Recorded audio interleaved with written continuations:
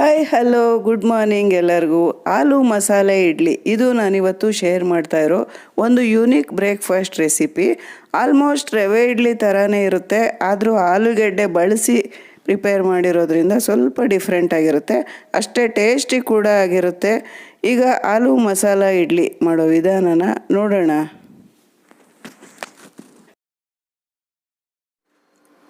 ಆಲೂಗೆಡ್ಡೆ ಇಡ್ಲಿಗೆ ಮೊದಲಿಗೆ ಒಂದು ಒಗ್ಗರಣೆ ರೆಡಿ ಮಾಡ್ಕೊಳ್ಳೋಣ. ಕಡಾಯಿನಲ್ಲಿ ಎಣ್ಣೆ ಹಾಕಿದ್ದೀನಿ, ಎಣ್ಣೆ ಬಿಸಿಯಾಗಿದೆ, ಸಾಸಿವೆ ಹಾಕ್ತಾಯಿದ್ದೀನಿ. ಸ್ವಲ್ಪ ಉದ್ದಿನಬೇಳೆ ಮತ್ತು ಕಡಲೆಬೇಳೆ ಎರಡು ಮಿಕ್ಸ್ ಮಾಡಿ ಹಾಕ್ಕೊಳ್ತಾ ಇದ್ದೀನಿ. ಕರಿಬೇವು,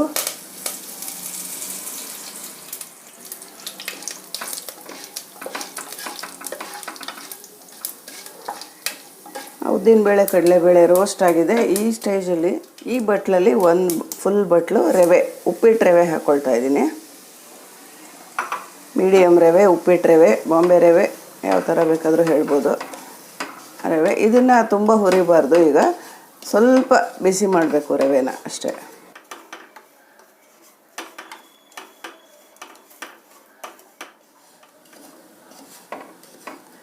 ಆ ರವೆ ಬಿಸಿಯಾಗಿದೆ, ತುಂಬ ಫೈನ್ ರೋಸ್ಟ್ ಎಲ್ಲ ಮಾಡೋಕ್ಕೆ ಹೋಗಬಾರ್ದು. ರವೆ ಸ್ವಲ್ಪ ಬಿಸಿ ಆಗೋವರೆಗೂ ಅಷ್ಟೇ ಹುರಿಬೇಕು. ಈಗ ಸಾಕು, ಇಷ್ಟು ಹುರಿದಾಗಿದೆ, ಸ್ಟವ್ ಆಫ್ ಮಾಡ್ತಾಯಿದ್ದೀನಿ. ಇದು ತಣ್ಣಗಾಗೋದಕ್ಕೆ, ಕಂಪ್ಲೀಟಾಗಿ ತಣ್ಣಗಾಗೋದಕ್ಕೆ ಬಿಡಬೇಕು. ಈಗ ಆಲೂಗೆಡ್ಡೆ ರವೆ ಇಡ್ಲಿ ಜೊತೆ ಕಾಂಬಿನೇಷನ್ ಆಗಿ ಶೇಂಗಾ ಚಟ್ನಿ ಮಾಡ್ತಾಯಿದ್ದೀನಿ ನಾನು. ಇದರಲ್ಲಿ ಶೇಂಗಾನ ಕೆಂಪಾಗಿ ಹುರಿದಿಟ್ಕೊಂಡಿದ್ದೀನಿ, ಫೈನ್ ರೋಸ್ಟ್ ಮಾಡಬೇಕು. ಶೇಂಗಾ ಹಾಕ್ತಾಯಿದ್ದೀನಿ. ಒಣಮೆಣಸಿನ್ಕಾಯಿ ಒಂದು 5 ಹುರಿದಿಟ್ಕೊಂಡಿರೋ ಒಣಮೆಣಸಿನ್ಕಾಯಿ, ಸ್ವಲ್ಪ ಕರಿಬೇವಿನ ಸೊಪ್ಪು ಮತ್ತು ಬೆಳ್ಳುಳ್ಳಿ ಅದನ್ನು ಚೆನ್ನಾಗಿ ಹುರಿದಿಟ್ಕೊಂಡಿದ್ದೀನಿ.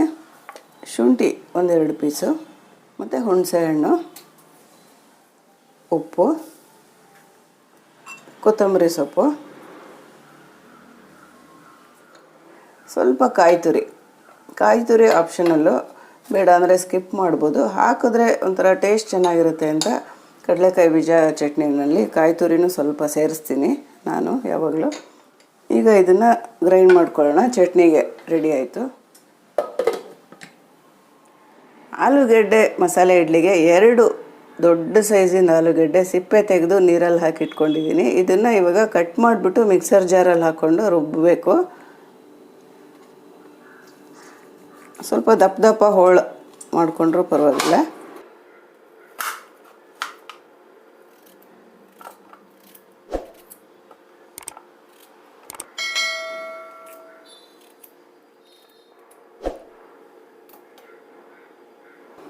ಇದನ್ನೆಲ್ಲ ಈಗ ಮಿಕ್ಸರ್ ಜಾರಲ್ಲಿ ಹಾಕ್ತೀನಿ.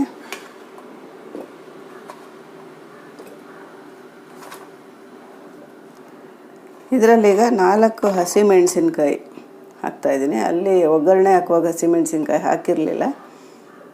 ಮತ್ತು ಶುಂಠಿ, ಆಲೂಗಡ್ಡೆ ಆದ್ದರಿಂದ ಶುಂಠಿ ಹಾಕಲೇಬೇಕು.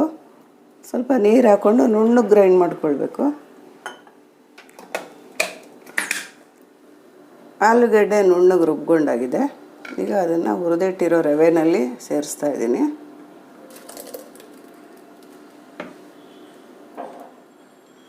ಈಗ 1 ಬಟ್ಲು ರವೆ ತೊಗೊಂಡಿದ್ದೆ, ಅದೇ ಬಟ್ಲಲ್ಲಿ ಅರ್ಧ ಬಟ್ಲಷ್ಟು ಗಟ್ಟಿ ಮೊಸರು ತೊಗೊಂಡಿದ್ದೀನಿ, ಅದನ್ನು ಹಾಕ್ತಾಯಿದ್ದೀನಿ. ಗಟ್ಟಿ ಮೊಸರನ್ನು,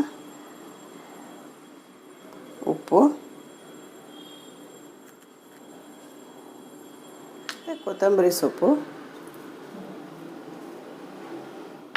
ಈಗ ಚೆನ್ನಾಗಿ ಮಿಕ್ಸ್ ಮಾಡ್ಕೊಳ್ತಾ ಇದ್ದೀನಿ. ಮೊಸರು ಇಷ್ಟೇ, ಮತ್ತು ನೀರು ಸೇರಿಸ್ಕೊಳ್ತಾ ಹೋಗಬೇಕು.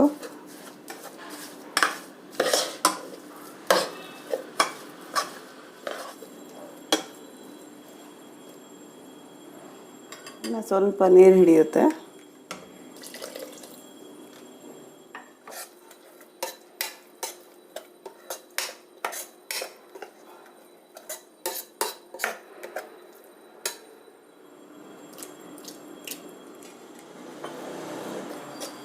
ಈಗ ಇಡ್ಲಿ ಹಿಟ್ಟು ಕಲಸಿದ್ದಾಗಿದೆ. ಇದನ್ನೀಗ ಮುಚ್ಚಿಟ್ಟು ಸೆಟ್ ಆಗೋದಕ್ಕೆ ಬಿಡಬೇಕು. ಒಂದು ಅರ್ಧ ಗಂಟೆ ಸೆಟ್ ಆಗೋದಕ್ಕೆ ಬಿಡಬೇಕು. ಮಿಶ್ರಣ ಅರ್ಧ ಗಂಟೆ ಸೆಟ್ ಆಗಿದೆ. ಈಗ ರವೆ ಇಡ್ಲಿದು ಈಗ ಗಟ್ಟಿ ಇದೆ, ಸ್ವಲ್ಪ ನೀರು ಹಾಕ್ತಾಯಿದ್ದೀನಿ. ಅದಕ್ಕೆ ಮೊದಲು ಈಗ ಒಂದು ಪ್ಯಾಕೆಟಷ್ಟು, ಇಷ್ಟು ಚಿಕ್ಕ ಪ್ಯಾಕೆಟಲ್ಲಿ ಏನೋ ಹಾಕ್ತಾಯಿದ್ದೀನಿ. ಇದು ಇನ್ಸ್ಟೆಂಟ್ ರವೆ ಇಡ್ಲಿ ಅದರಿಂದ ಏನೋ ಹಾಕಲೇಬೇಕು, ಸ್ವಲ್ಪ ಆ್ಯಕ್ಟಿವೇಟ್ ಆಗೋದಕ್ಕೆ ನೀರು ಹಾಕಿ.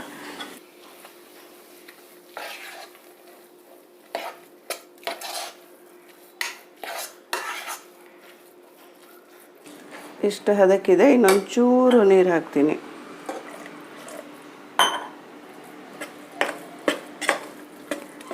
ಈಗ ಸರಿ ಇದೆ ಹದ. ಈಗ ಇಡ್ಲಿ ತಟ್ಟೆಗೆ ಗ್ರೀಸ್ ಮಾಡಿ ಇಟ್ಕೊಂಡಿದ್ದೀನಿ. ಈಗ ಇದರಲ್ಲಿ ಒಂದು ಗೋಡಂಬಿ, ಸ್ವಲ್ಪ ಕೊತ್ತಂಬರಿ ಸೊಪ್ಪು, ಇಡ್ಲಿ ಹಿಟ್ಟಲ್ಲೂ ಹಾಕಿರ್ತೀನಿ ಕೊತ್ತಂಬರಿ ಸೊಪ್ಪು. ಇದು ನೋಡೋಕ್ಕೆ ಚೆನ್ನಾಗಿರುತ್ತೆ ಈ ಥರ ಹಾಕೋದ್ರಿಂದ ಅಂತ ಹಾಕೋದು.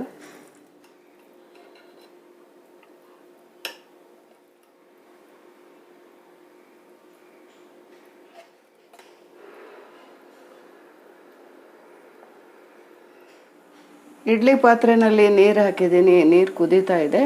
ಈಗ ಇಡ್ಲಿಗಳನ್ನು ಬೇಯಿಸೋದಕ್ಕೆ ಇಡ್ತಾ ಇದ್ದೀನಿ. 15 ನಿಮಿಷ ಬೇಯಿಸೋಣ, ಸ್ಟೀಮ್ ಮಾಡೋದು.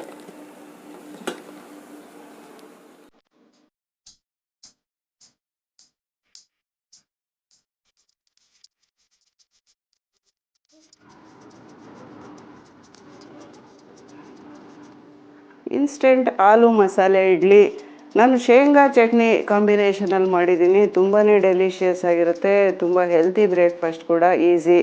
ನೀವು ಒಂದು ಸಲ ಟ್ರೈ ಮಾಡಿ ನೋಡಿ, ಖಂಡಿತ ಇಷ್ಟ ಆಗುತ್ತೆ ಎಲ್ಲರಿಗೂ ಅಂತ ಅಂದ್ಕೊಂಡಿದ್ದೀನಿ. ಮತ್ತು ಲೈಕ್ ಕೊಡಿ, ರೆಸಿಪಿ ನಿಮ್ಗೆ ಇಷ್ಟ ಆದರೆ, ಮತ್ತು ಕಮೆಂಟ್ ಮಾಡಿ ತಿಳಿಸಿ ಹೇಗೆ ಅನಿಸ್ತು ಅಂತ. Thank you.